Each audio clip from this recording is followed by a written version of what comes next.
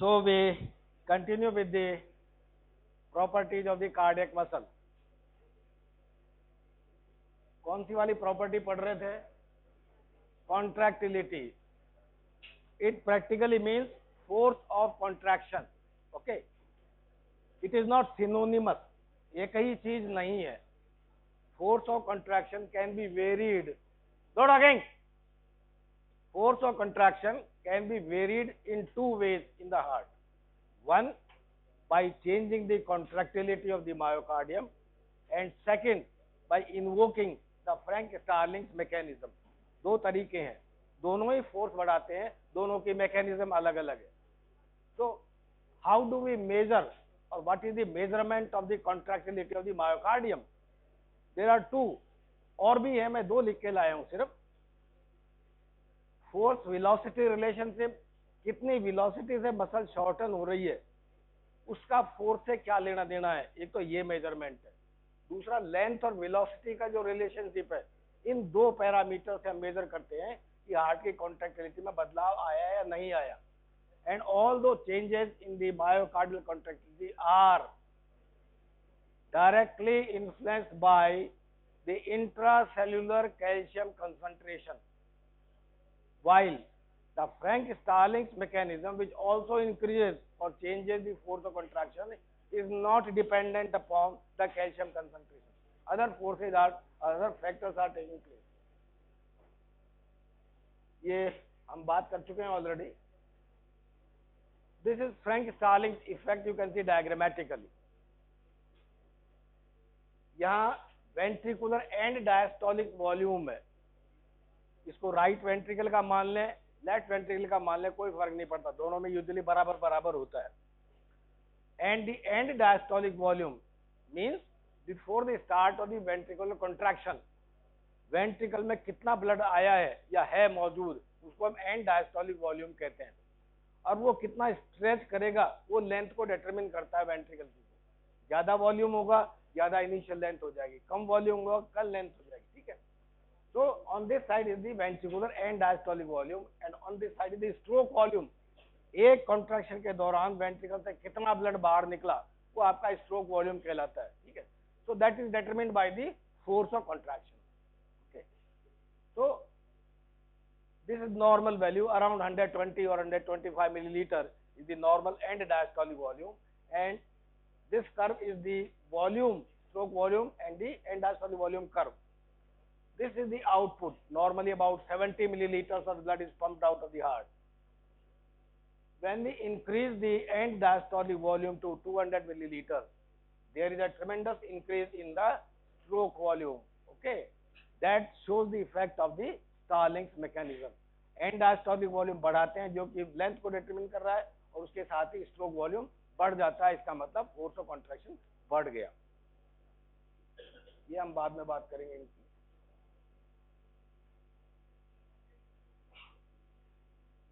Now see the effect of sympathetic stimulation on the Frank-Starling's mechanism. दोनों का हम comparison कर रहे हैं. ठीक है. Resting cardiac output and diastolic volume 120 millilitre normal है ये. एंड सिस्टोलिक वॉल्यूम 48 निकला, कितना? 72. ये स्ट्रोक वॉल्यूम निकल गया बाहर. इजेक्शन फ्रैक्शन मतलब कितना निकला, कितना मौजूद था, उसका परसेंटेज निकालेंगे तो इजेक्शन फ्रैक्शन आएगा. This is a very important parameter in the cardiology. Ejection fraction कितना है. नॉर्मली हम 60% मान के चलते हैं, 55 से 65 भी हो सकता है. ठीक है. So when the Frank-Starling's mechanism applies, and diastolic volume has been increased to 150, okay, and systolic volume is 60 milliliter बढ़ गया, stroke volume is 90 बढ़ गया, ejection fraction अभी भी 60% ही है. तो end diastolic volume बढ़ा था, ejected volume बढ़ गया, percentage ejection वो का वही है. But if the sympathetic effect is invoked, sympathetic को साथ ही साथ stimulate करें, जो कि मायोकार्डियल कॉन्ट्रैक्टिलिटी को बढ़ाता है, तो क्या होगा? Normal end diastolic volume 120 milliliter, and systolic volume is only 30 milliliter is left in the heart. Ejected volume is 90 milliliter, and ejection fraction has increased to 75. That shows the effect of contractility on the myocardium along with the Starling's mechanism. So whatever may be the end diastolic volume, कुछ भी हो भली से हो, वो length को determine कर रहा है. At that end diastolic volume, if we increase the myocardial contractility, there will be further increase in the force of contraction. तो दोनों का एडिटिव इफेक्ट ज्यादा आएगा हमेशा. ना स्टार्लिंग्स मैकेनिज्म की जो या स्टार्लिंग्स इफेक्ट की जो मैकेनिज्म है वो बेसिकली बहुत सारे बताते हैं कि हम जो है जो स्ट्रेच होगा तो क्या कारण होता है. वैसे मैं भूल गया. हाँ तो नहीं, ये तो आप मैंने पढ़ा दिया. ये तो इसके अलावा क्या यहाँ भी कुछ लिखा हुआ है. Have you gone through the length tension curve in the skeletal muscle? पढ़ा है, डायग्राम याद है वो है. आगे diagram length tension curve. This partly explains the Starling's mechanism at normal cardiac muscle length. Okay, there is an optimal interaction of the actin and myosin filament in the sarcomere.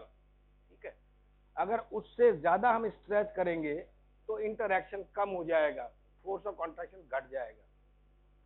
और उससे कम करेंगे बिल्कुल तो इंटरलिंक जो overlapping है वो आपस में हो जाएगी, तो आपकी जो क्रॉस ब्रिज फॉर्मेशन है वो घट जाएगा. तो अगर लेंथ कम है तो ओवरलैपिंग आ जाती है. ये ओवरलैपिंग हो गई यहाँ पे, इसका मतलब क्रॉस ब्रिज कम बनेंगी तो फोर्स ऑफ कॉन्ट्रैक्शन कम हो जाएगा. ऑप्टिमम लेंथ ये वाली है जहाँ पे कि मैक्सिमम आएगा कॉन्ट्रैक्शन बी और सी पे. और अगर बहुत ज्यादा स्ट्रेच कर देंगे तो वापस आप देखिए इंटरैक्शन कम हो गया क्रॉस ब्रिजेस का. तो this Starling's mechanism operates within physiological limits of the muscle fibre length. अगर लेंथ ज्यादा खींच देंगे आप तो फोर्स ऑफ कॉन्ट्रैक्शन घट जाएगा. So this is the basic length tension relationship. But we say this is not the only cause or effect of Starling's mechanism. इसके अलावा भी जो मैकेनिज्म है वो मैकेनिज्म ये है. There is a filamentous protein known as titin. ये sarcomere में ही होता है और एक्टिन और मायोसिन दोनों के साथ बाइंड करता है. तो जब कॉन्ट्रैक्शन शुरू होता है तो इसकी वजह से दोनों एक्टिन और मायोसिन फिलामेंट दोनों ज्यादा पास आ जाते हैं और उन ज्यादा पास आने की वजह से फोर्स ऑफ कॉन्ट्रैक्शन बढ़ जाता है. This has been proved by the fact that if we proteolyse the titin filament then the Starling's effect disappears completely. इसका मतलब टाइटिन का ही ज्यादा रोल है स्टार्लिंग्स मैकेनिज्म में. ठीक है,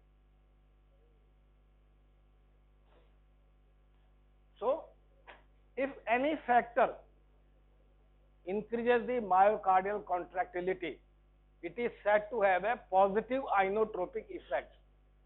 Inotrope जैसा मैंने पहले बताया, inotropes are those substances which are present in the body also, which can be given from outside also under treatment, and those increases the contractility of the myocardium. Those substances are known as inotropes. Okay, what are the inotropes? Sympathetic stimulation से inotropic effect आएगा heart के ऊपर. ठीक है, catecholamines. What are catecholamines? Catecholamines क्या होते हैं?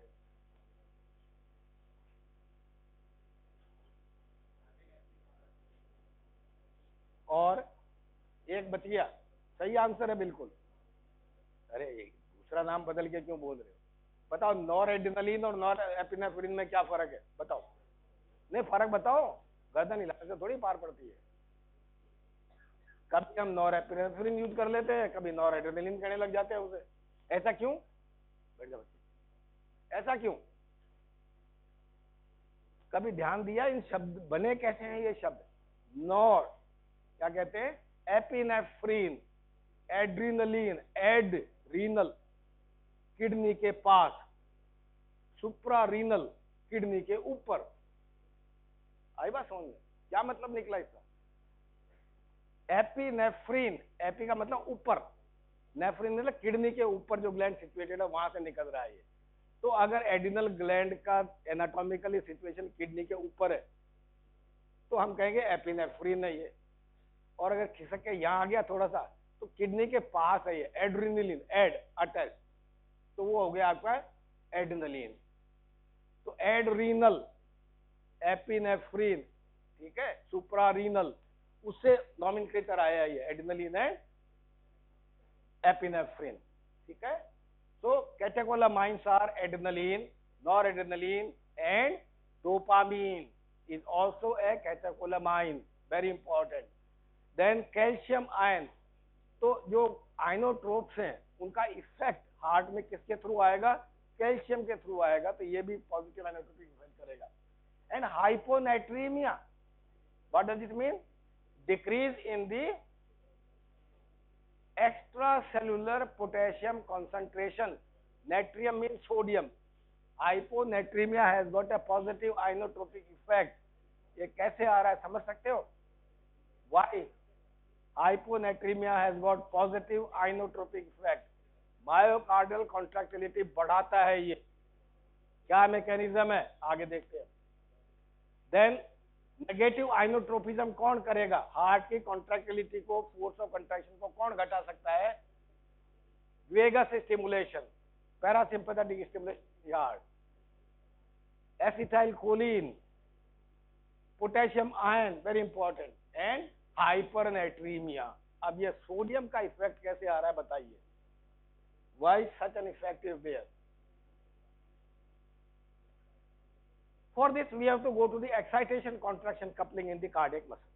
Skeletal muscle में पढ़ा रखी है कैसे एक्शन पोटेंशियल स्प्रेड होकर के मसल में घुसता है और वो आपका कॉन्ट्रैक्शन करवाता है। तो एक्साइटेशन स्प्रेड हुआ और कॉन्ट्रैक्शन हुआ, इनकी कपलिंग कैसे हो रही है उसको हम कहते हैं एक्साइटेशन कॉन्ट्रैक्शन कपलिंग। वही हार्ट में भी होता है। होता क्या है? Action potential spreading over the sarcolemma, okay, enters into the T tubules.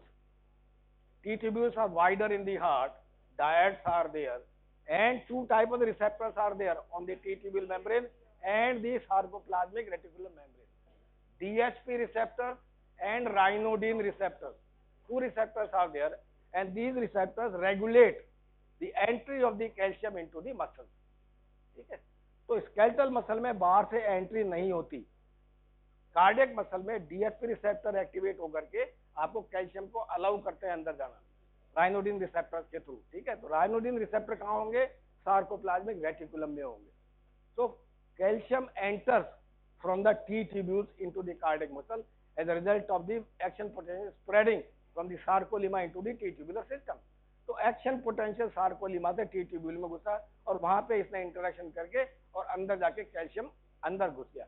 So in the heart, calcium enters from outside also, from the T tubules into the sarcoplasm. Sarcoplasm में calcium बाहर से घुस रहा है, ठीक है। Now the sarcoplasmic, rather the calcium which has entered from the outside, जितना calcium बाहर से अंदर आ रहा है उसी प्रोपोर्शन में सार्कोप्लाज्मिक रेटिकुलम से कैल्शियम रिलीज होगा अंदर और रिलीज होगा। बात समझ में आ रही है? Calcium entering from the T tubule inside the sarcoplasm, and that calcium concentration determines the amount of calcium to be released from the sarcoplasmic reticulum. तो हार्ट मसल में दो सोर्स हो गए कैल्शियम के, एक कैल्शियम बाहर से आ रहा है और एक कैल्शियम अंदर से रिलीज हो रहा है। That determines the critical concentration of the calcium in the sarcoplasm and is determining factor for the contraction of the myocardium. तो ये जो कैल्शियम रिलीज हो कहाँ जाएगा? किसके साथ अटैच होगा?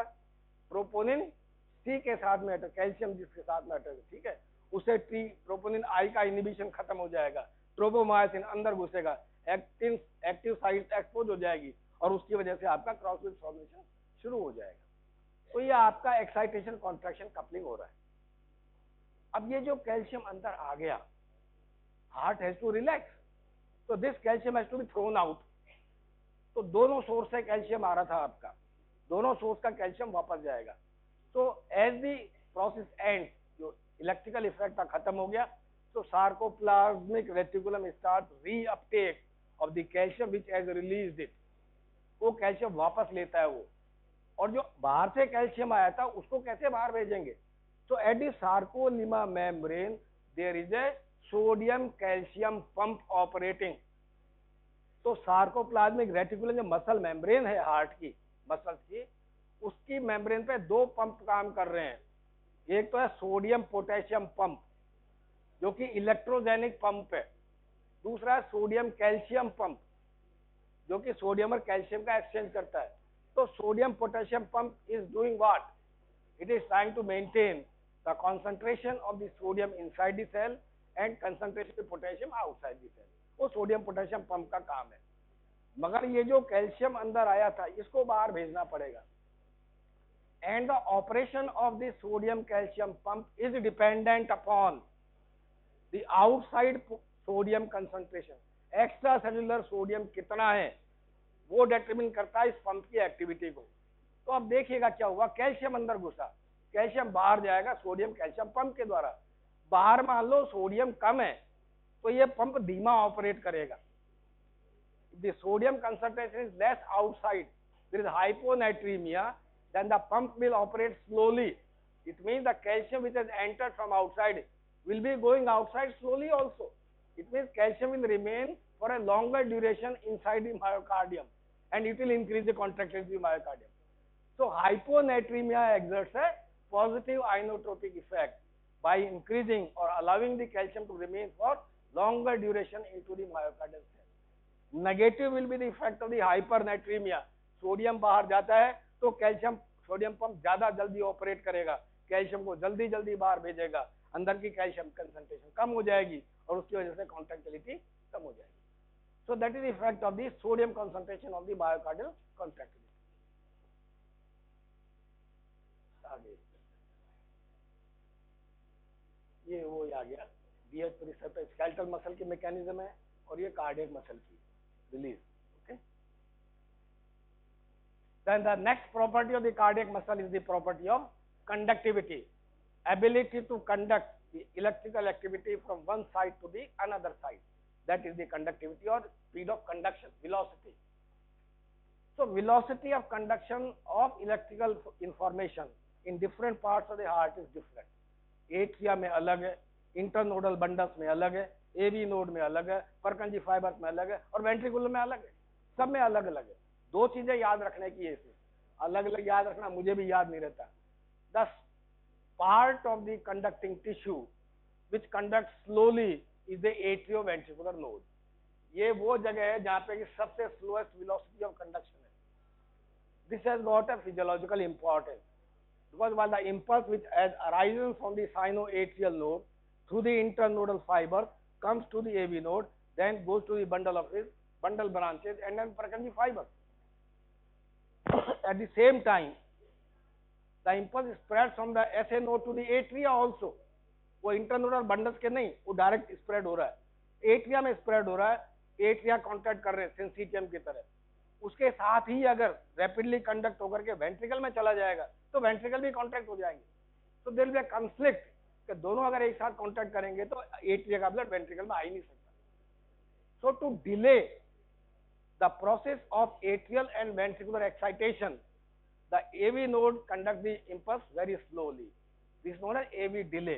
तो जब तक एट्रिया डीपोलराइज होकर कॉन्टैक्ट करता है तब तक वेंट्रिकल में इंपल्स नहीं पहुंचता, उसको धीमा कर दिया जाता है, रोका नहीं जाता, उसको धीमा कर दिया जाता है एवी नोड के ऊपर। And because of this phenomena also AV node is the site where there are maximum chances of blockage of impulse conduction.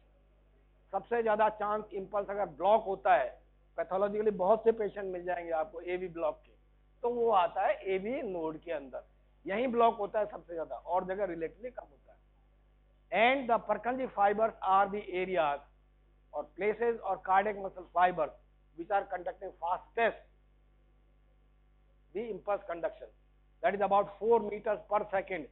वो आपका Purkinje fibers के अंदर है, 1.5 to 4 मीटर। वेंट्रिकल में ओनली 0.3 to 0.5 मीटर पर सेकेंड। एवी नोड में इससे भी कम है।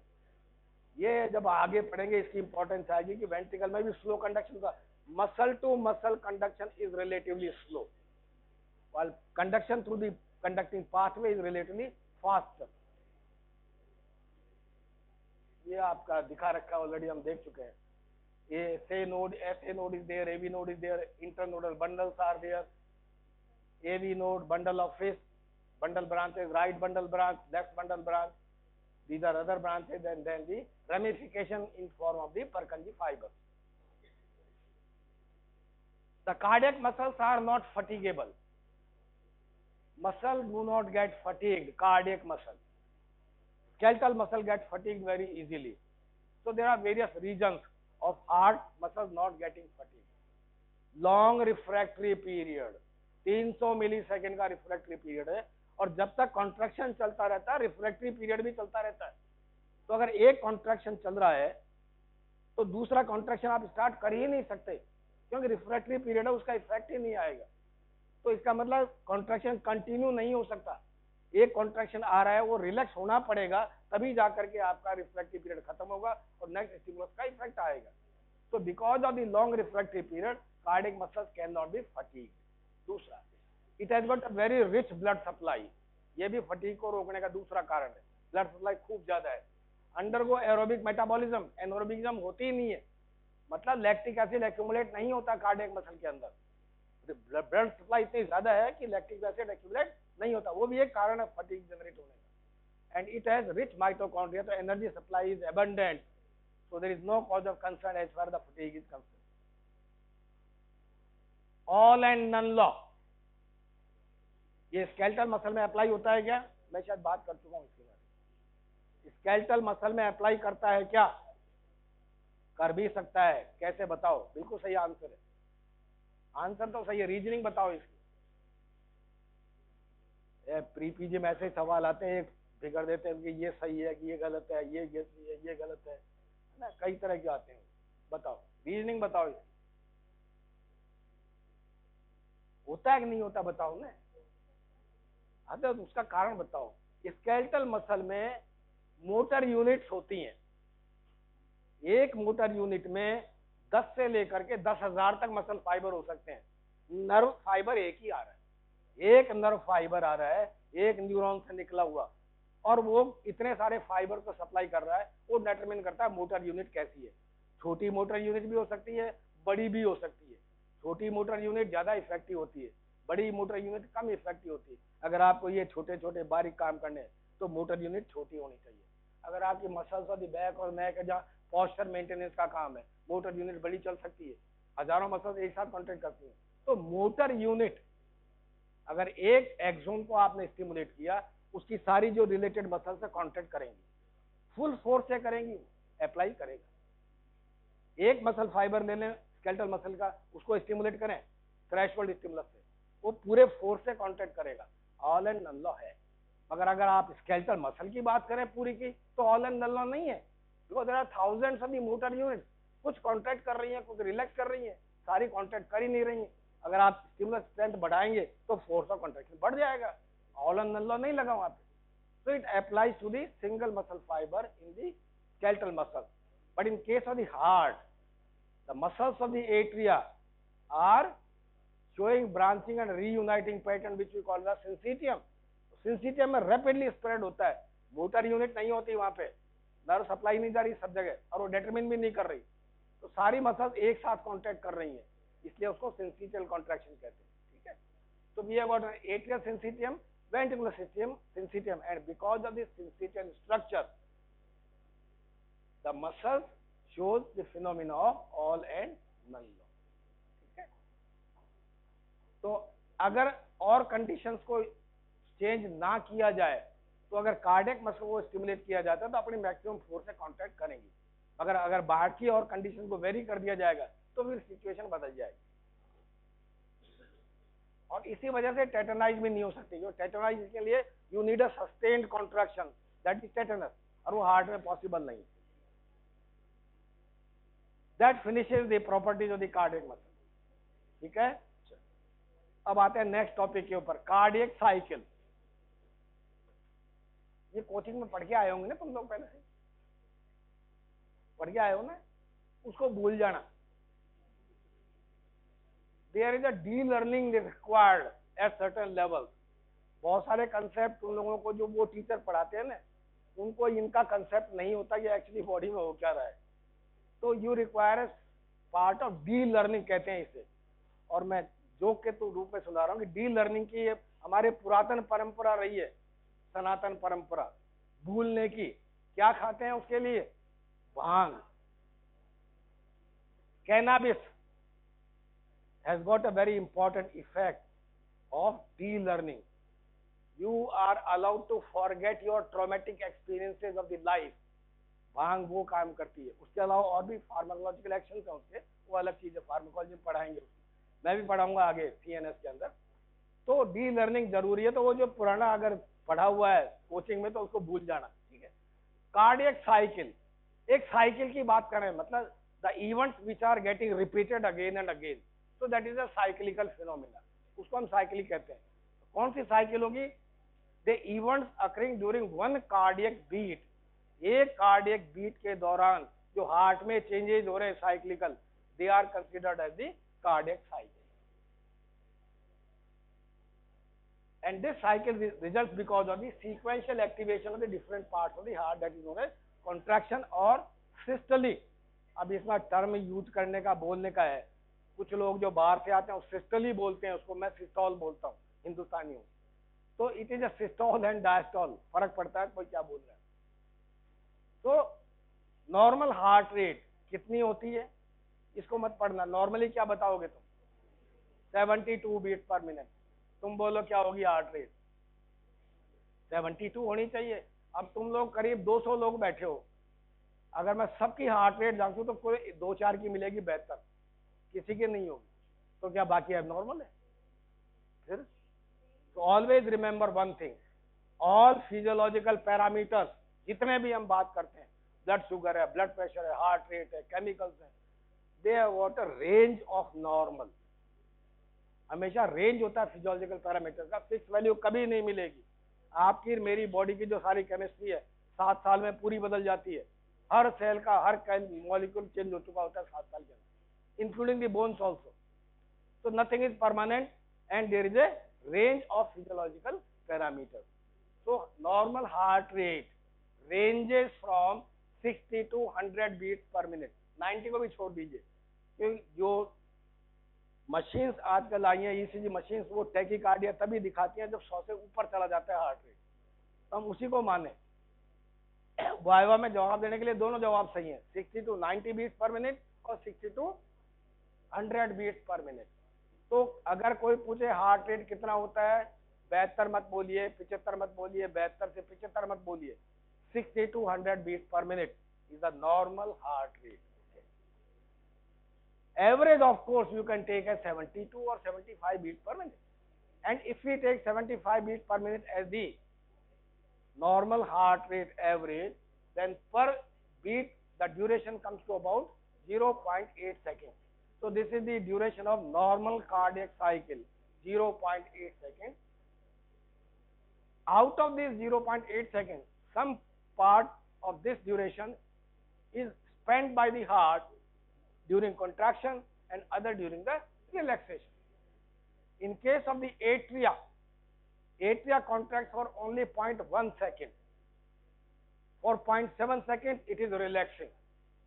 In the ventricles, out of 0.8 seconds, 0.3 seconds, the ventricle is spent in the contraction phase, and for 0.5 seconds, it is relaxing. तो ओवरऑल वी कैन से कि 0.4 second तो ऐसा है जिसमें एट्रिया और वेंट्रिकल दोनों ही रिलैक्स कर रहे हैं, दोनों ही कर रहे हैं रिलैक्स। तो हार्ट वैसे भी फटीग नहीं हो सकता, काम तो आधा ही करता है। 0.8 सेकंड में से 0.4 सेकंड तो रिलैक्स ही कर रहा है, ये बेसिक मेटाबॉलिज्म चल रही है, so there is no point of getting fatigued, ठीक है। So that is the distribution of the cardiac cycle. Now if the heart rate increases, then duration of the cardiac cycle decreases. The heart rate decreases, duration of the cardiac cycle increases. Heart rate less than 60 beats per minute is bradycardia. Bradycardia.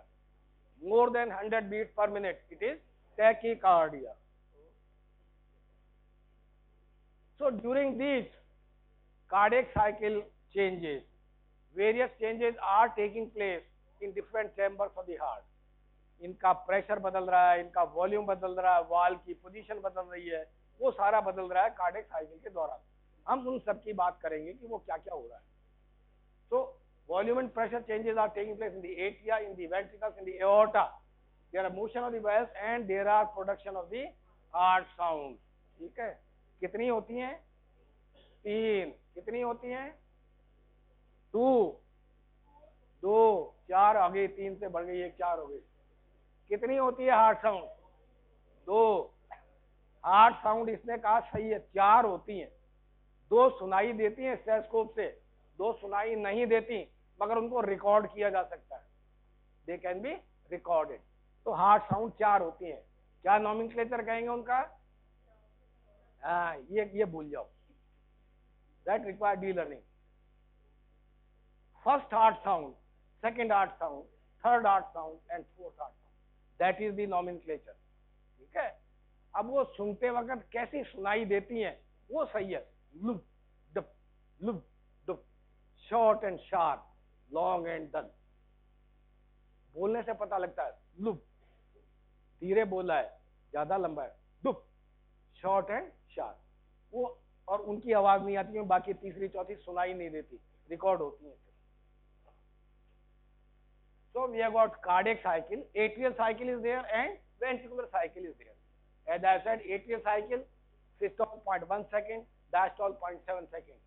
And atria are acting as a primer pump. What does it mean? They are acting like a primer pump. Primer pump means that they are responsible for last part of the ventricular filling. Ventricle में जो blood जा रहा है diastole के दौरान, उसका आखिरी हिस्सा एट्रिया के कॉन्ट्रैक्शन से कंट्रीब्यूट होता है। अगर ये कॉन्ट्रैक्ट ना करें तो भी साधारण जिंदगी में फर्क नहीं पड़ेगा, मगर कोई भागना चाहता है तब फर्क पड़ जाएगा। तो they are acting as a primer pump only, last part of the ventricular filling is there because of that. This diagram shows the cardiac cycle. ठीक है, अंदर वाला सर्किल छोटा है, ये एट्रियल साइकिल को शो कर रहा है, बाहर वाला सर्किल बड़ा है, ये वेंट्रिकल साइकिल को शो कर रहा है। Atrial cycle is showing 2 phases only, atrial systole of 0.1 second duration and atrial diastole of 0.7 second duration. Ventricular cycle shows ventricular systole of 0.3 second duration and ventricular diastole of 0.5 second duration. अब इनके further sub division हम देखेंगे। सबसे पहले हम ventricular cycle से शुरू करते हैं, क्यों ये ही ज्यादा इंपॉर्टेंट होती है। तो वेंट्रिकुलर सिस्टोल इज 0.3 सेकेंड। इसको 3 हिस्सों में बांटा है हमने। Ventricular cycle is divided into 3 phases। First is isometric, क्या आगे? Isometric contraction phase, better we call it isovolumetric contraction phase. Isovolumetric contraction phase पहला वाला है। ये duration you can see 0.05 second, बहुत छोटा है मगर बहुत इंपॉर्टेंट है। Second is rapid ejection phase, blood बाहर निकलता है वेंट्रिकल से, इजेक्शन हो रहा है, रैपिड इजेक्शन, और इजेक्शन कंटिन्यू कर रहा है slowly, slow ejection phase is there, ये लंबा वाला है 0.15 second. So 3 phases are there of ventricular systole cycle: isometric contraction phase, rapid ejection phase, and slow ejection phase. Then there are ventricular diastole. इसके 5 phases हैं. You have to remember them. 5 phases are there of ventricular diastole. प्रोटोडायस्टॉल है, diastole proper शुरू होने के पहले एक बहुत छोटा सा ड्यूरेशन आता है, उसको हम प्रोटोडायस्टॉल कहते हैं। Only 0.04 second is there duration. Isovolumetric relaxation phase आ गया, उसी तरह जैसे कॉन्ट्रैक्शन था वैसे रिलैक्सेशन फेज आ गया, 0.06 सेकेंड, ये भी कम ड्यूरेशन का है। First rapid filling phase, ventricle में ब्लड आएगा 0.11 सेकेंड, और सबसे लंबा कौन सा है? डायस्टेसिस। स्लो फिलिंग फेज, धीरे धीरे बढ़ता रहता है। ऐसा क्यों हो रहा है वो हम देखेंगे। 0.19 सेकेंड, सबसे ज्यादा यही आ रहा है, ये इंपॉर्टेंस है इसकी।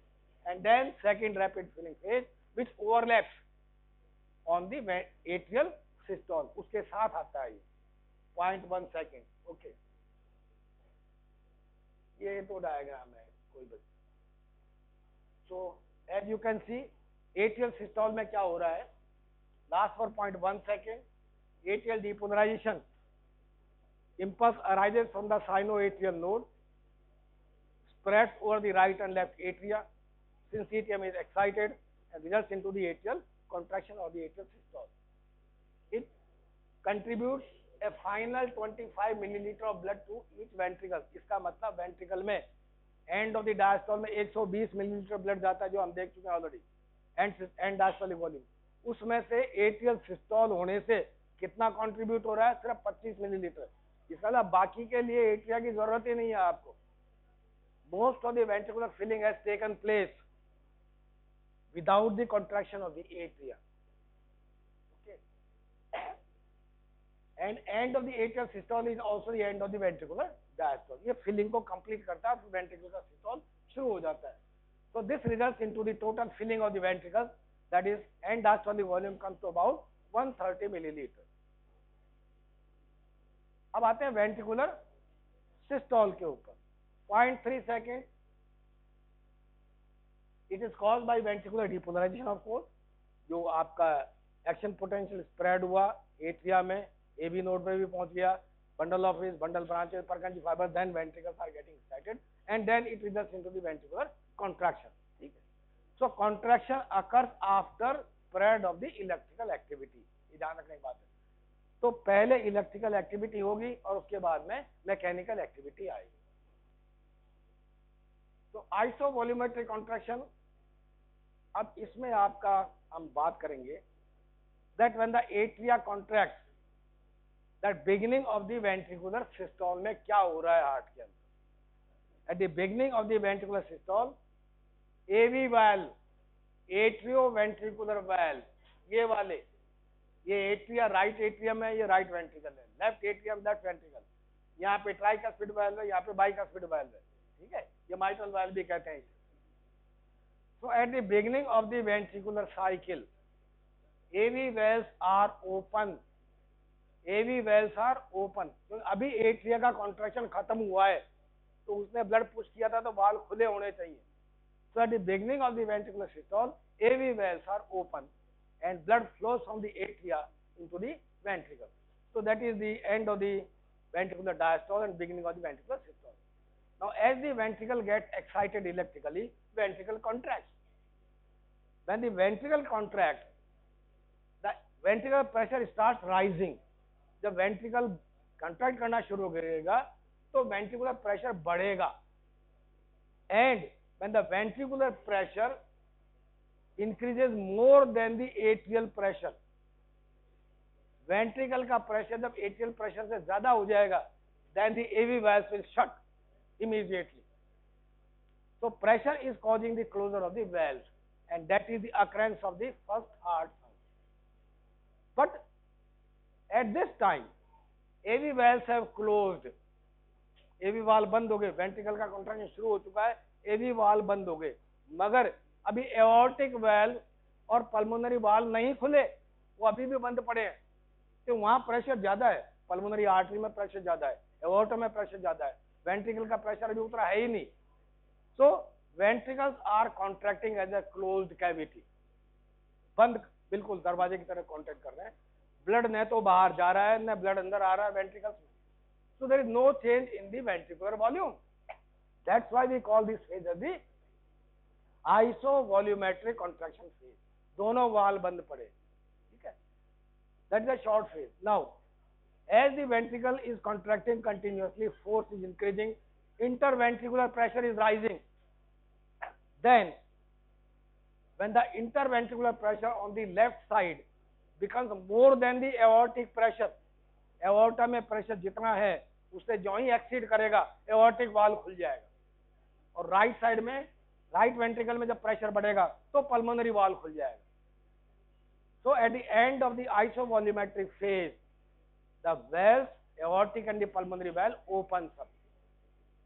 That is the beginning of the second phase of the ventricular contraction. तो कॉन्ट्रैक्शन फोर्सफुली चल रहा है, वेंट्रिकल में प्रेशर ज्यादा है, एओर्टा में प्रेशर अब कम है उसके मुकाबले में, so blood is rushing out of the ventricles rapidly. So that is known as rapid ejection phase. ये दूसरा फेज है। Continues during the last part of the ventricular contraction. अब ज्यादा ब्लड बचा ही नहीं वेंट्रिकल्स के अंदर, मैक्सिमम अमाउंट निकल चुका है, तो ब्लड का फ्लो धीमा पड़ जाता है। Slow is there, and because the aortic pressure is also risen simultaneously, aortic pressure भी बढ़ गया क्योंकि उसमें ब्लड पुश कर दिया आपने, तो वो भी प्रेशर ग्रेडियंट कम हो गया। तो ये दो कारण है जो ब्लड के फ्लो को स्लो कर देते हैं, and that is the part of the third phase, slow ejection phase of the ventricle. So when the ventricle ejection ends, then is the start of the ventricular diastole. Okay? तो ये ventricular systole की 3 phases हो गए।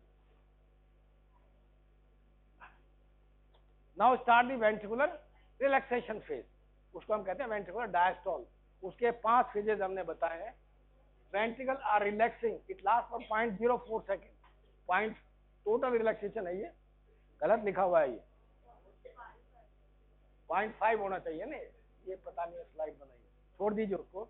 तो first phase is protodiastole, ventricle start relaxing, अभी valve बंद नहीं हुए हैं, अभी खुले हुए हैं, बहुत छोटा सा पीरियड है जो ये केसेस आ जाती है, कुछ नहीं हो रहा उस दौरान। But then the ventricle start relaxing, then the interventricular pressure start falling, and when the interventricular pressure becomes interventricular or intraventricular, intraventricular pressure starts falling, so the ventricular pressure becomes less than the aortic pressure on the left side and pulmonary artery pressure on the right side। तो दोनों तरफ ventricle में pressure घटना शुरू होता है, और जो ही प्रेशर घटेगा आपके एओर्टिक वाल्व और पल्मोनरी वाल्व दोनों बंद हो जाएंगे। क्यों बंद होंगे? क्योंकि ब्लड रश करने की कोशिश करेगा एओर्टा और पल्मोनरी आर्टरी से, उसको रोकने के लिए वाल्व बंद हो जाएंगे। So there is a closure of the aortic and the semilunar valve at the beginning of the ventricular diastole, and that marks the presence of the second heart sound in the heart। Valve बंद हो गए, heart sound create हो गई। Now at this point, which we call the isovolumetric relaxation phase, aortic pulmonary valve बंद हो गए, AV valve अभी खुले ही नहीं है, वो भी बंद पड़े हैं। So ventricles are relaxing as a closed cavity. No blood is going out, no blood is coming in. So because of that, there is severe fall in the ventricular pressure. एकदम से tremendous fall आता है, हम देखेंगे pressure कैसे गिरता है। Severe fall in the ventricular pressure. So there is a decrease in the pressure in the ventricle. Now, when the pressure in the ventricle becomes less than the atrial pressure, the AV valve opens up, and that is the beginning of the ventricular filling। तीसरा phase आ गया rapidly, क्योंकि blood लगातार आ रहा था, left atrium में भी आ रहा था, राइट एट्रियम में भी आ रहा था, लगातार ब्लड आ रहा था, वहां इकट्ठा हो रहा था ब्लड। तो जो ही वाल खुले ब्लड रश करता है वेंट्रिकल के अंदर। तो that is the first rapid filling phase of the ventricle. अब क्या हो रहा है? अब कुछ नहीं हो रहा, वेंट्रिकल रिलैक्स कर रहे हैं, वो वाल एओर्टिक वाल बंद पड़ा है और एवी वाल खुले पड़े हैं, ब्लड राइट साइड से एट्रिया में आ रहा है, सुपीरियर वेना के वास्ते, इंफीरियर वेना के वास्ते, और सीधा वेंट्रिकल में जा रहा है, सीधा जा रहा, रुक नहीं रहा अब कहीं भी। तो there is a slow filling phase of the ventricle, धीरे धीरे वेंट्रिकल बढ़ता रहता है, जिसको हम कहते हैं diastasis. This is longest phase of the cardiac cycle. This has got importance that when the heart rate increases, then this is the duration on which the encroachment is made. सबसे ज्यादा इस पीरियड में कमी आती है diastasis के अंदर, तो अगर बाकी में कमी आएगी तो हार्ट का फंक्शन अफेक्ट हो सकता है। तो diastasis is the duration which is being encroached when the heart rate is increase. So continuous flow of the blood is there into the ventricles, ventricular filling is going on. During this time, a new impulse has arisen from the SA node. इसी दौरान एक नया impulse generate हो गया SA node के अंदर, atria में spread हो रहा है वो। Now there is the atrial systole is there, and that atrial systole causes further pushing of the blood into the ventricle. That is last phase, है ना? उसका कहते हैं primer pump की तरह काम कर रहा है। So small amount of the blood is then pumped into the ventricle during the last phase, overlapping with the atrial systole. That is known as second rapid filling phase of the ventricle. So that completes the ventricular cycle of ventricular systole and ventricular